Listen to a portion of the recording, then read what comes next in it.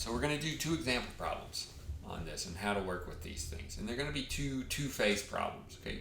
By two phases, I mean you're going to have some acceleration phase and then a different acceleration phase, okay? But they're all changed together. So let's look at this. Okay, this is a problem sort of re-engineered from a nice 100-meter time. So you have a sprinter, they accelerate at 2.5 meters per second squared until reaching its top speed of 15 meters per second. He then continues to run at the top speed. How long does it take him to run the 100-meter dash? Okay, so this is sort of re-engineered off of a Usain Bolt run, okay, where he did it in 9 point something seconds. That's what we're going to find. Okay? But there's definitely two phases in this problem. Okay, you have the first one where he starts from rest, starts to accelerate, and then reaches the top speed and moves forward at a constant speed at that 15 meters per second.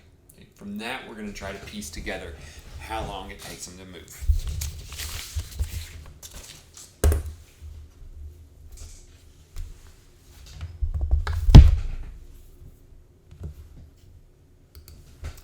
So we've got our problem here. When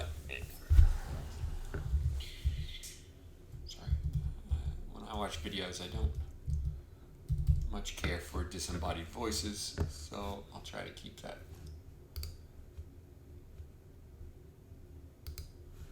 my head floating around on top. Okay. So we start with a picture. That's the best way to do it. So here you have your sprinter. Right, that's not very well drawn. He's just going to be a stick person. I tried to draw him in the starting blocks. Not going to work. So you got him right here. Starts, and then we want him to finish over here at 100 meters away. Okay. Now there's two phases. That's the acceleration. Okay. And then there's a phase 2.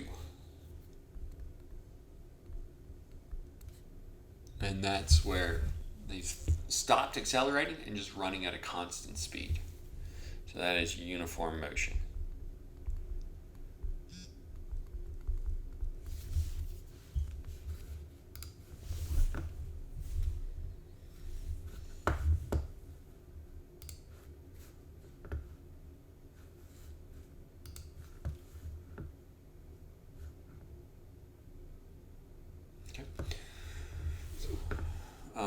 You've got phase 1, acceleration, phase 2, uniform motion. All right. So we want to start listing some things we know here on the drawing. Okay. Right here, I can say, and I'm going to put a 1 here to represent phase 1. The initial position of phase 1. Okay. I'm going to call that 0 meters. That's going to be my origin, and everything's going to be measured away from that. So I'll say 0 meters. Okay. Now I can ask, what's the final position? Okay, when the guy's over here at that phase. That's x1 final. Okay. Now I want to be careful on the subscripts here, just in case they're new. So I can write whatever I put down there is just for notebooking. Okay. If I put this 1, just tells me I'm in phase 1. And then I means the initial part of phase 1. Here, I'm still in phase 1, and that's the final part of phase 1. Right? And then phase 2 is going to be right at that same point, x2f. I'm sorry, x2 initial. So the initial point for that second phase is going to be wherever the first phase ends. Okay? So x1 final. I don't know that. Let's think about what else we know. V1 initial. I know that 0 meters per second. Okay, the sprinter starting from rest. Here's a takeoff, and then starts to move.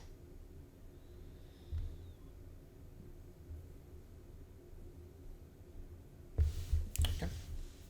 And then we have V1 final. How fast is the sprinter moving at the end of that acceleration phase? We've got that, 15 meters per second. Okay. And then we're asked the question, not yet, the acceleration. Right? How fast is everyone accelerating? 2.5 meters per second squared. Okay. So they start to go. Another thing that we don't know is how long is the first phase. We've got to find that. Okay. We want to find that because that's the ultimate goal. How long does it take the person to run this 100 meters? All right. So you have them. This person takes off with some acceleration, reaches some speed. Over here, that's going to be that 15 meters per second. Okay. And this speed, that's the final phase, the final speed, final velocity of phase number 1. But there's also a little trick. That's also the initial velocity of phase number 2, right? Starts from rest, moves, gets up to 15 meters per second. At that point, stops accelerating, and now we're into phase 2. And so that initial speed of phase 2, 15 meters per second.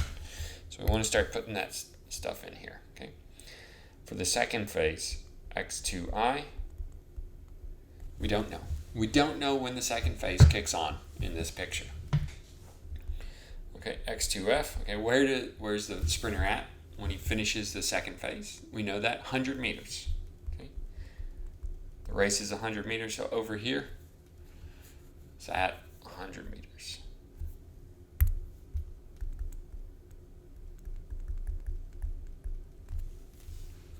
All right. Then we have the initial speed of the second phase. We know that, 15 meters per second.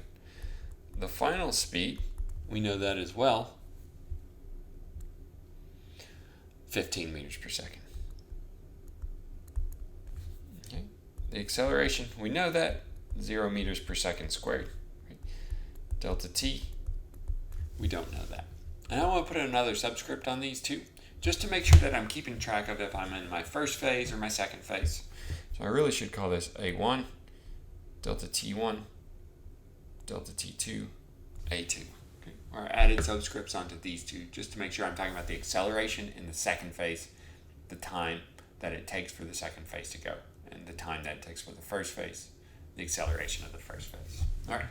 So now we want to add these things together. Okay. The ultimate goal is how long does it take? That's going to be T1 plus T2, right? So delta T total is going to be equal to T1 plus delta T2. Okay. So we want to find T1 from phase 1. We want to find T2 from phase 2. Somehow we've got to do this. So you can go back and you can try to look at your equations and see if one of them lends themselves to the problem pretty easily. Okay. Those are our three equations that we're working with in phase 1. So we're thinking about phase 1.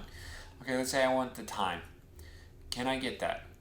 Yeah, because I know the final speed, final velocity, 15 meters per second. I know the initial velocity, 0 meters per second. I know the acceleration, 2.5 meters per second squared. That'll get me time. So let's work with that.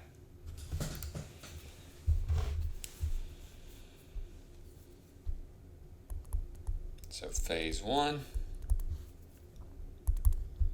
find the time for that one. Okay. I would say, well, V1 final equals V1 initial plus the acceleration of phase 1 times the amount of time that it takes place for. All right. So we want to solve for it. We got to do the algebra. So I subtract off V1 initial from both sides. On my left-hand side, I get V1 final minus V1 initial, which equals the acceleration times the amount of time that it's accelerating for. Okay? Trying to get that t by itself. So now I divide by A1.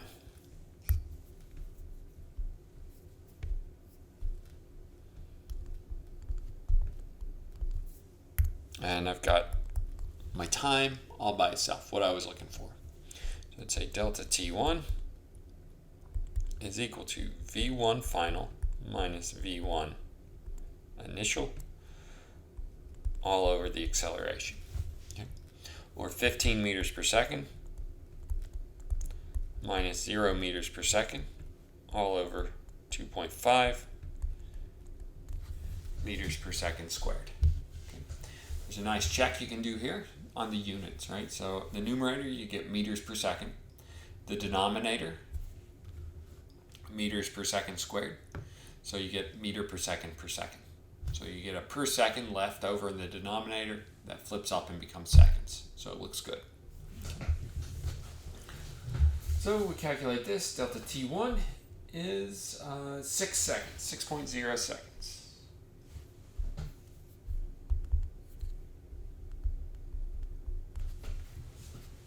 Okay. So that's our T1. Great. So we know how long the first phase. It takes 6 seconds. Now, if we can find out how long it takes to go through the second phase, then we can find the total time. Okay. So let's look at that. Let's see what we can do. Okay. Now our goal is phase 2. Find delta T2.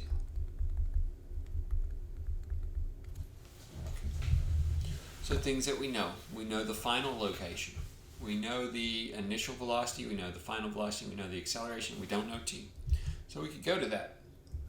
We go back to our equations and we start to look around a little bit. See if there's some sort of way to tie these things together. Okay.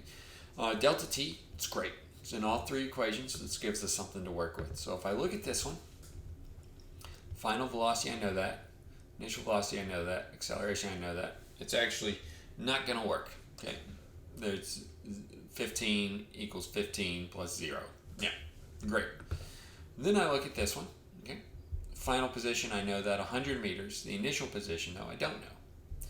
Initial velocity, I know. Acceleration, I know. It tries to work, but I just don't know where the initial point of phase 2 started. Then I look at the second equation. Okay. You get the final velocity. We know that. Initial velocity, we know that. Acceleration, we know that. There's a 0 there, so it cancels out. So all we're left with is this equation. And it's because it's uniform motion after there. You're back to this one. So we can't solve for how long it takes until we know just how far phase 2 occurs for, which means that we need to find out when it kicks on or when phase 1 ends. The point where phase 1 ends is the same point that phase 2 begins. Okay. So before we do that, first need to find x1 final. Okay, so we have to go back to phase number 1 and start to look at it.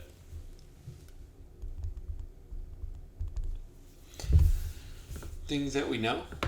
We know the time phase 1 occurs for. We know the acceleration. We know the velocities. We just don't know x1f. So if we go to those 3 equations again, this one will work. This one will work fine too. But we'll take this one because we can just plug right into it, the middle equation. Oops. Okay.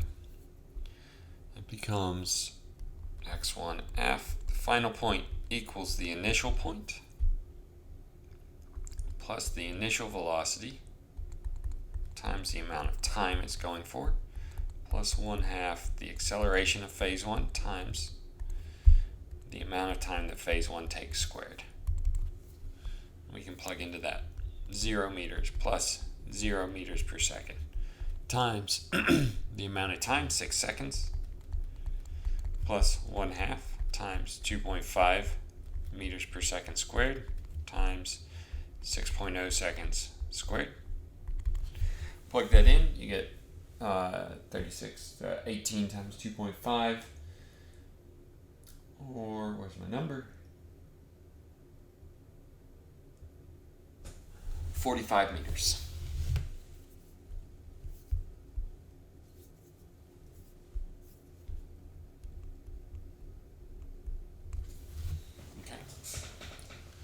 So this is how long phase 1 takes. Okay.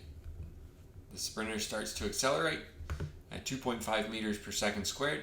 it takes the runner 45 meters in order to get up to 15 meters per second.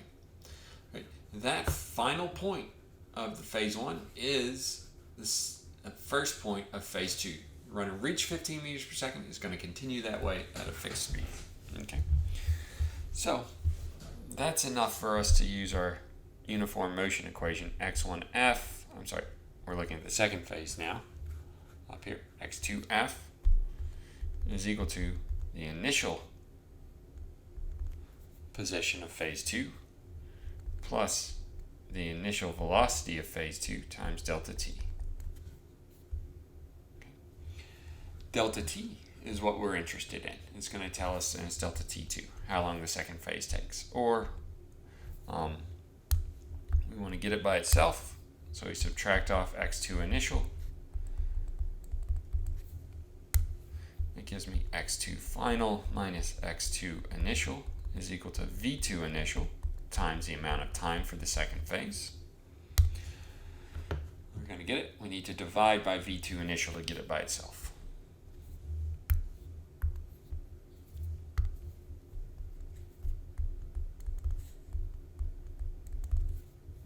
And that's got our solution for the time of the second phase. It's equal to x2f minus x2I over v2I, or 100 meters minus 45 meters all over 15 meters per second.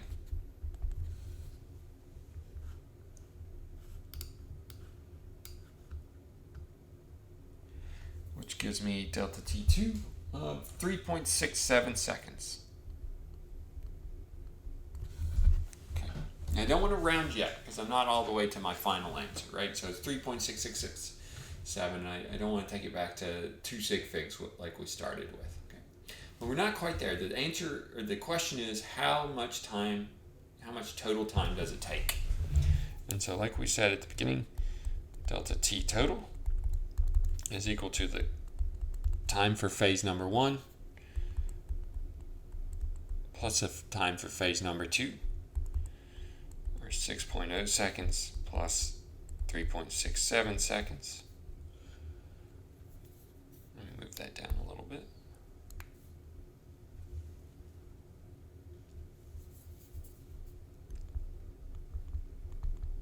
The total time is, okay, the total time is a combination.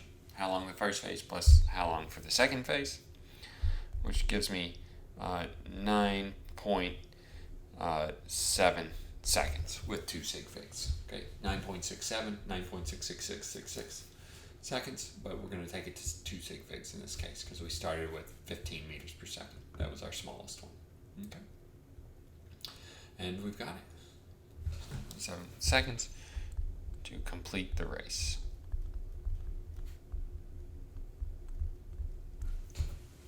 Okay.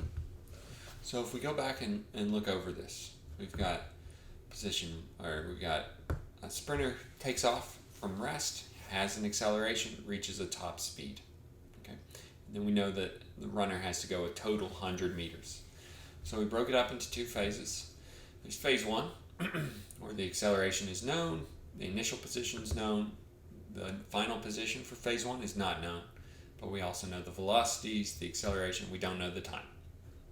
And we've got phase 2, the uniform motion. We don't know the initial position of phase 2. We know where it ends, we know the velocities, the acceleration, but we don't know the time. Okay. So what we do is we find out how long it takes for phase 1, and then we want to find out how long it takes for phase 2, but before we can do that, we have to find out just how far the runner ran at that while accelerating. Okay. All right. Let's look at another problem.